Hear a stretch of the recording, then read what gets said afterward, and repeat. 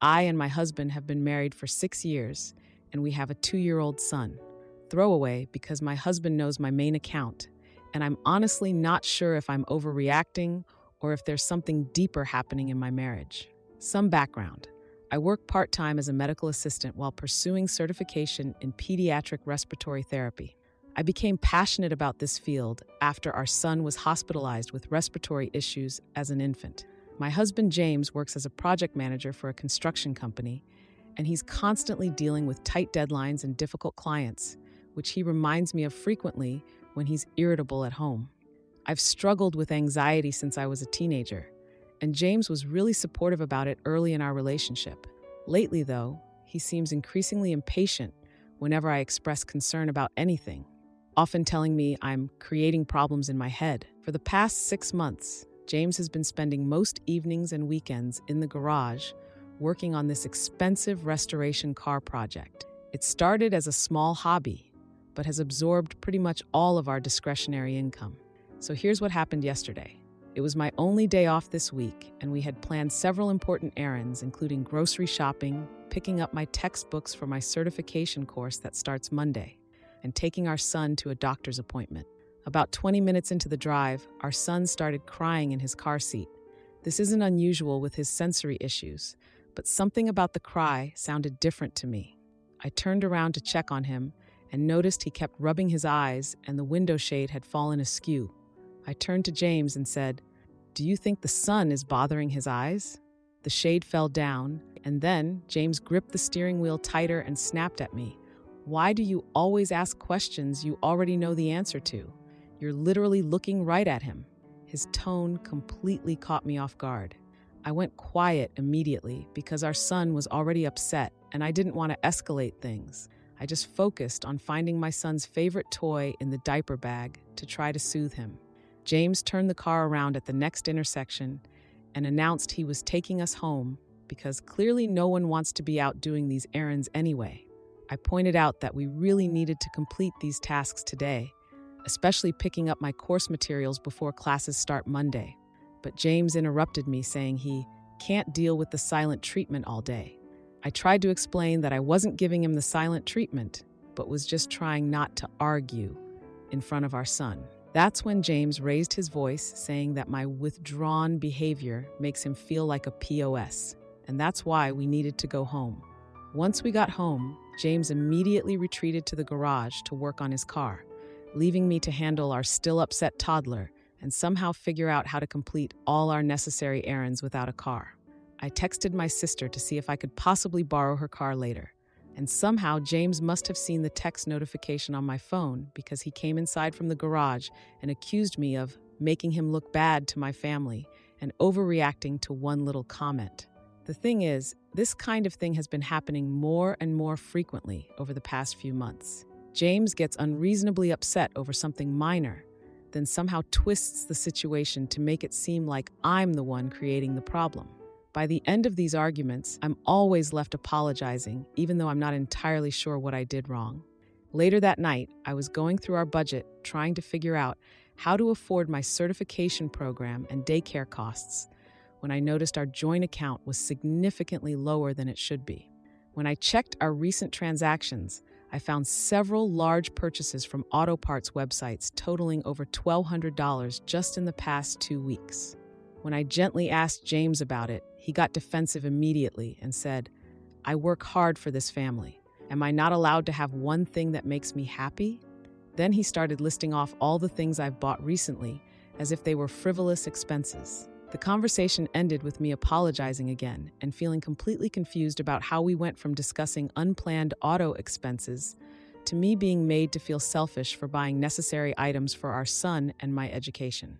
This morning, James was acting like nothing happened, but I noticed he left for work without kissing me goodbye, which he always does. There's a resentment between us, but whenever I try to address it, he either denies there's any issue or somehow turns it around on me. Edit. Forgot to mention that whenever I bring up my certification program, James gets weirdly dismissive and makes comments like, "If that ever actually happens," or "We'll see if you finish it this time," even though I've never dropped out of anything before. It feels like he doesn't actually want me to advance in my career for some reason. I feel like I'm losing my grip on reality sometimes. I'm constantly second-guessing my own perceptions and feelings. Am I actually being unreasonable? Is asking about our son's comfort in the car really such an offensive thing? And why does a simple question about our finances turn into me being painted as the bad guy? I'm tired of being cautious and pretending everything is fine when it clearly isn't. Our son picks up on the tension too, which breaks my heart because he already struggles with regulating his emotions due to his sensory issues. I want to fix this for all our sakes, but I don't know how when James refuses to acknowledge there's even a problem. Thanks for reading this far, if you did. I keep going back and forth on what to do about all this. Is there something obvious I'm not seeing? Now for the first update. Wow. I did not expect my post about my husband's car obsession and weird behavior to blow up like that. Thank you all for your comments and support. They've given me a lot to think about. After everything that happened with the canceled errands, I ended up borrowing my sister's car the next day to pick up my textbooks and get the other stuff done. For those wondering, yes, I've tried talking to James about how important these errands are for our family, but it always somehow becomes about his feelings. My sister was super understanding and even watched our son for a few hours so I could focus on getting everything sorted. That evening, James actually apologized. He said work has been extra stressful lately, and he promised to be more patient. I was cautiously optimistic, but honestly kind of waiting, because patterns, right? Well, it took exactly 3 days. Hard. So my certification program starts tomorrow, and we had agreed months ago that James would watch our son 2 evenings a week while I'm in class. This was not new information. We discussed it when I enrolled, marked it on our shared calendar, and he explicitly agreed to it. Last night, I mentioned the childcare schedule again just as a reminder. Hey, just so you know, my first class is tomorrow evening from 6 to 9, so I'll need you to watch son like we discussed. James looked at me. What are you talking about? When did we agree to that? This is exactly what several commenters warned about. You guys were spot on. I calmly pulled up our shared calendar on my phone and showed him where we'd marked my class schedule together. I even found the text messages where he had specifically agreed to the arrangement.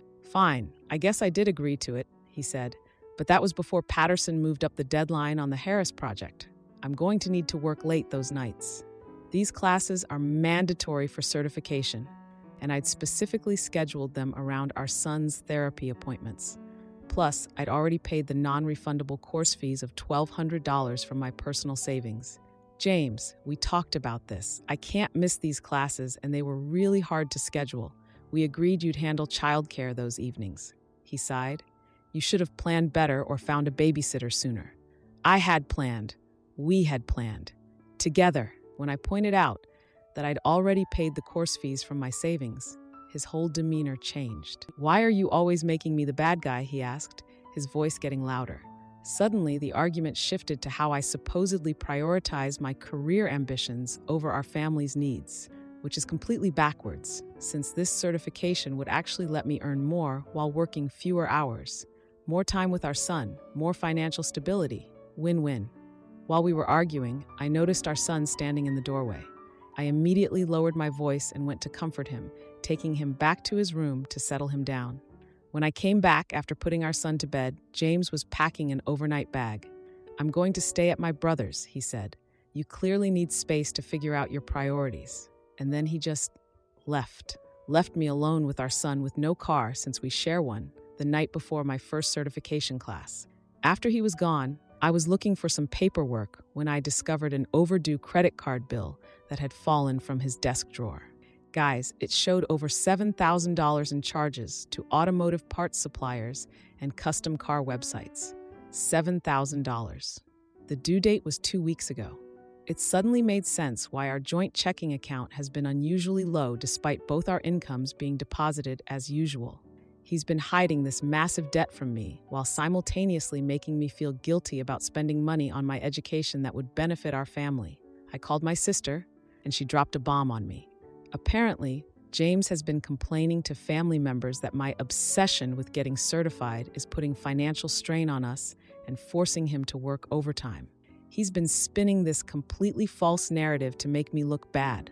I'm sitting here trying to figure out how to handle tomorrow's class. Many of you suggested asking family for help with childcare, and I'm working on that. And plus, how to address both this childcare issue and the secret debt without triggering another explosion from James. To answer the top questions from my last post: 1. Yes, I'm documenting everything now, including the hidden credit card bill. 2. No, James has never been physically aggressive, just emotionally manipulative. 3. Our son's therapy is for sensory processing, not anything more serious. I'm honestly stunned by how many of you recognize the patterns in James's behavior immediately. Several people pointed out that what he's doing is called DARVO: deny, attack, reverse victim, and offender. And wow, that describes our arguments perfectly. I've been reading about financial abuse too. Thank you to whoever linked those resources, and it's been eye-opening. My certification class starts tomorrow, and I'm determined to go no matter what. I've worked too hard to get here. Not sure what to expect when James eventually comes home, but I'll update again when I know more. Thank you all again for helping me see things more clearly. Now for the second update. Update 2. For those following my saga with James and his car obsession, things have spiraled in ways I never imagined. I want to thank everyone for the support on my previous posts. So I managed to attend my first week of certification classes. It wasn't ideal, but I found a solution. I brought our son with me, and a classmate's teenage daughter watched him in the student lounge during my sessions. It worked when I had no other options. James came home after 2 nights at his brother's place. And guys, he just walked in like absolutely nothing had happened. No acknowledgement of the argument, no mention of the childcare issue, nothing about abandoning us without a car. Just came in, kissed our son on the head, and asked what was for dinner. I was honestly speechless. Mini update before I continue. I showed James' credit card statement to my sister who works in finance, and she pointed out several charges that seemed excessive even for car parts. When I looked into them more closely, I discovered he's been ordering luxury brand accessories for the interior that weren't even necessary for the restoration. We're talking custom leather, specialty gauges, and a sound system that costs more than my entire certification program. I waited until that night after our son went to bed to bring up the credit card bill I'd found. I tried to approach it calmly. James, I found this credit card statement while you were gone. I think we need to talk about our finances. He immediately got defensive. He claimed it was just a temporary situation and that he had been planning to tell me soon. That conversation went nowhere productive, so I spent the next few days quietly investigating our financial situation when James wasn't around. What I found was so much worse than I initially thought. There weren't just 1, but 3 credit cards maxed out on car parts with combined balances over $19,000, all hidden from me, all opened within the last 6 months. Meanwhile, I got some much-needed good news when my mom offered to help with childcare for 2 evenings a week. She lives about 30 minutes away, so it's not ideal for her, but she recognized how important this certification is for my career. This was a huge relief and gave me some room to focus on classes while figuring out this financial nightmare. I decided a formal sit-down discussion was necessary. On Saturday morning, while our son was napping, I prepared spreadsheets showing our monthly income and expenses, the credit card statements, and a proposed budget to address the debt. I had everything on the kitchen table. When I asked James to talk about our finances, he actually seemed receptive at first. He sat down, looked at the spreadsheets, and acknowledged he might have gotten a little carried away with the car expenses. He insisted he could pay it off with overtime hours, but the math simply didn't add up. I showed him how we were already falling behind on utilities and our mortgage payment before factoring in these massive credit card bills. As the reality of our situation became clearer, his response changed. Then I suggested what seemed like the obvious solution: selling the project car and parts to address the immediate debt. That's when everything exploded. James shouted, "That car is the one thing I do for myself." He said, "You get to pursue your career dreams while I work a job I hate to support this family, and you want to take away the one thing that makes me happy?" I reminded him that my certification would allow me to nearly double my salary within a year, which could potentially allow him to reduce his hours or find a job he actually enjoys. His response? "That's just fantasy thinking. You always do this. Make promises about the future to get what you want now." Our son woke up crying from the noise, and as I went to comfort him, I overheard James on the phone in the living room. He was talking to his mother, describing me as controlling and claiming I was threatening to take everything away from him. The complete distortion of reality made me feel like I was losing my mind. Within an hour, I started receiving text messages from both my mother-in-law and sister-in-law. They were criticizing me for being unsupportive of James's passion and suggesting I was being selfish about my certification program. The speed at which he mobilized his family against me was honestly impressive. James eventually left to clear his head, and I took the opportunity to dive deeper into our financial records. That's when I discovered something that made my blood run cold. Our son's college fund, which had contained nearly $5,000 in gifts from family members since his birth, had been completely emptied. The withdrawal had happened just 3 weeks ago. I was still reeling from this discovery when a notification popped up on our shared tablet. It was an email confirmation for $2,300 in new car parts, ordered just hours after our discussion about cutting back expenses. Hours. The timestamp showed he'd placed the order while I was bathing our son. That was my breaking point.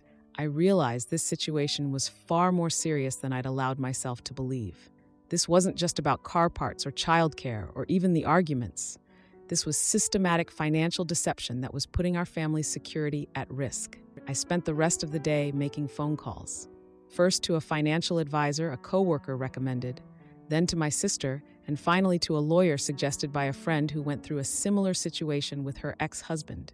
Each conversation confirmed what I was starting to accept. I needed to protect myself and my son, regardless of what happened with our marriage. The financial advisor has agreed to meet with me Monday after work. The lawyer can't see me until next week, but she provided some immediate steps I should take to protect my personal finances and document the situation. The most surprising call was actually with my certification program director. When I explained my childcare struggles, she connected me with a hospital assistance program specifically designed for healthcare workers in training with children. They can provide subsidized childcare during my class hours starting next week. I've been reading all your comments about financial abuse, and they've helped me recognize patterns I've been blind to. It's still hard to reconcile the man I married with the person who would drain our child's college fund and then lie to my face about finances. James came home late last night and tried to initiate sex as if nothing had happened. When I turned away, he sighed and said I was punishing him and making everything worse. I pretended to fall asleep, and he eventually gave up. I'm still not sure what the right path forward is with James and our marriage, but your comments help more than you know. Having outside perspectives has made me realize I'm not crazy for feeling betrayed and concerned. Now for the final update. Final update. The car obsession that bankrupted my marriage and what happened after. First of all, massive thanks to everyone who's been following this whole saga. Your support and advice genuinely helped me navigate what turned out to be the most stressful month of my adult life. No exaggeration. So it's been nearly 3 weeks since my last update, and I've been processing everything that went down before posting this final chapter.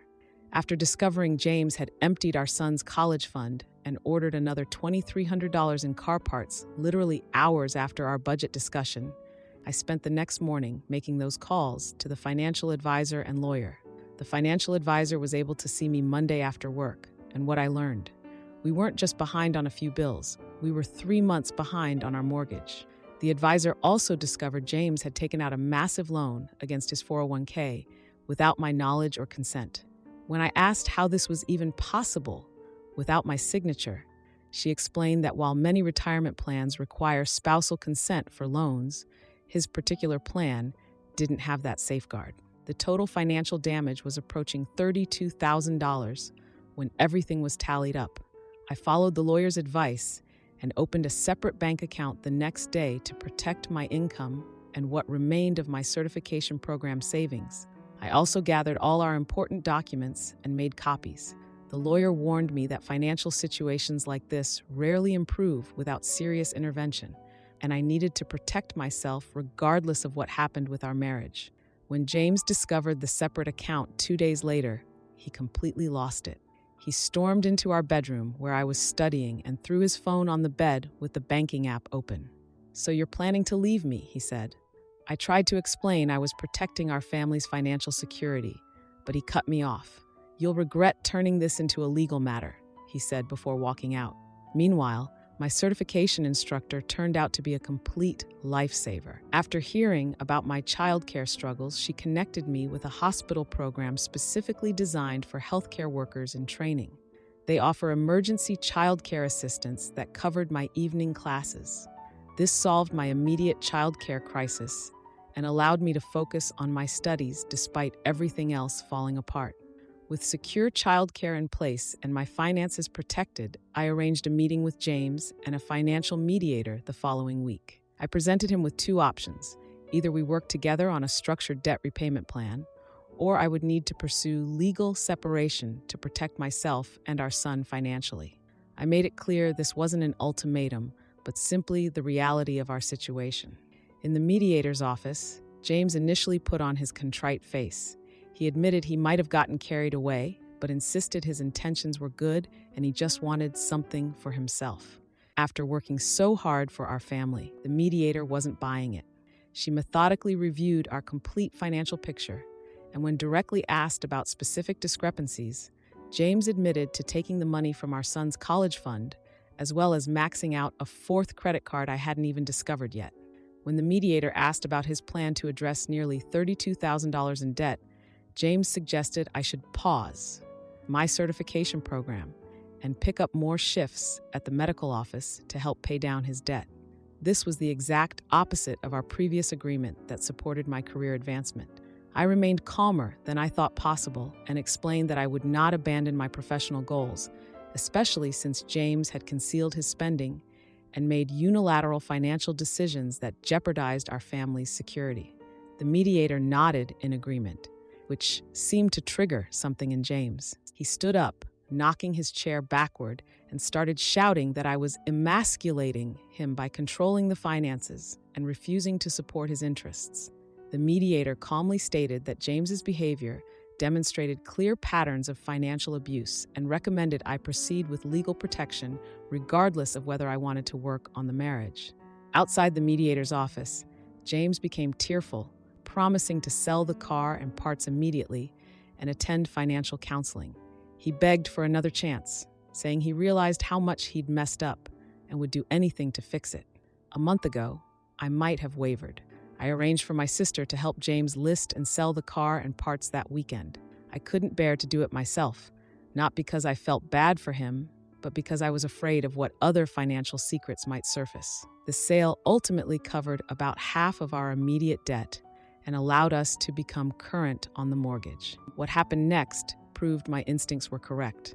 While helping clean out the garage, my sister discovered several unopened packages hidden behind some storage bins. Inside were expensive car parts James had ordered after promising to stop. When confronted, he claimed they were final parts he needed to maximize the car's resale value. My sister didn't buy it for a second and sent me photos of everything. I've since moved out with our son and am staying with my sister temporarily. The legal separation is proceeding, and I'm nearly halfway through my certification program with excellent grades despite everything. James continues to text daily, alternating between apologizing profusely and subtly blaming me for giving up on our family. His family has finally stopped harassing me after I forwarded them detailed documentation of the financial deception. Several of them have even reached out to apologize for believing his distorted version of events. As for me, I'm actually sleeping through the night for the first time in months. My anxiety hasn't disappeared, but it's become manageable now that I'm not constantly walking on eggshells or discovering new financial betrayals. My son has adjusted surprisingly well to our new living situation. Turns out children are pretty resilient when they're surrounded by calm, consistent adults. Edit. Several people have asked about my long-term plans.